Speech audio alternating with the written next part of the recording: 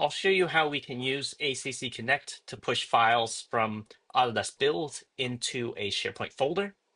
So right now what we have on the screen is Autodesk Build. I'm in project files, and we can see we have a couple of folders already populated within our ACC Build project. Switching over to SharePoint, I have a folder here that I've designated where we will be sending files from Autodesk Build into this folder in SharePoint. I'm going to go over to ACC Connect, and this is an example recipe that we have available to customers to use if they see fit. I'll go through just really quickly how to set up this recipe. So first, I'm going to click Edit. From there, I'm going to click the trigger, which is where we want to monitor for new or updated files.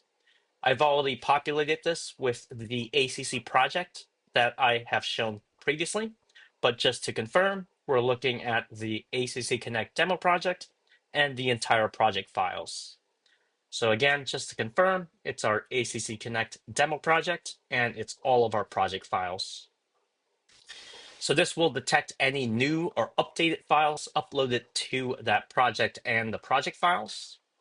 Next, I'm going to select within SharePoint where I want to store those files. So in this example, we're using this sample site, and then I'm selecting a folder with my name on it just to be sure.